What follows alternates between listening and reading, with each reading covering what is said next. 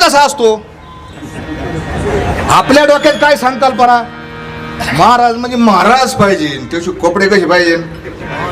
कडक कापड, तिचं लिलनच पाहिजे महाराज, किरकोळ नाही. 2000 मीटरच्या खाली कापड नाही पाहिजे महाराजाचं. गाडी कोणची पाहिजे महाराजाला?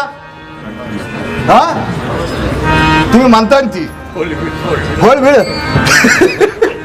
व्हीलर गाडी पाहिजे महाराज. त्याच्या मनामध्ये बाह्य कोणाचीही ओळख बाह्य लक्षणावरून करता येत नाही. कन्फ्यूज झाला, संभ्रम झाला, अरे चुकलं काहीतरी, गडबड झाली. पण नाईलाज होता, म्हणला महाराज बसा. बसले. ते काही चहा नव्हता तवा, चहा पाणी आपण नाही म्हणतो का, गुळ पाणी झाला तवा. गुळ दिला महाराजांनी, गुळ ठेवला. म्हणले कसं येणं केलं? काय नाही म्हणले, ज्ञानोबारायांनी पाठवलं. आणि मग तुकोबारायांच्या मुखातून शब्द बाहेर पडले, काय ज्ञानेश्वरी उणे जिही पाठविले धरणे.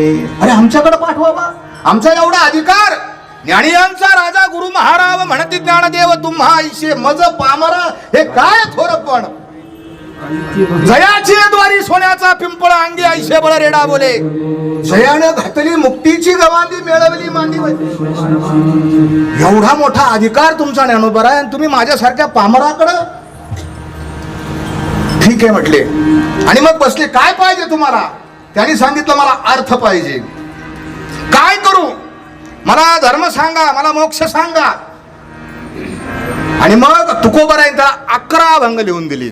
नको पडू काही ग्रंथाची बरी, हा पहिला अभंग त्यातला. त्यांनी सगळं ऐकलं.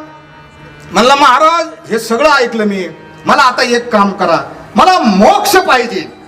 पांडुरंगाने ज्ञानोबारायांकडे पाठवलं, ज्ञानोबारायांनी तुमच्याकडे पाठवलं. मला देवाच्या हातातून मोक्ष पाहिजे.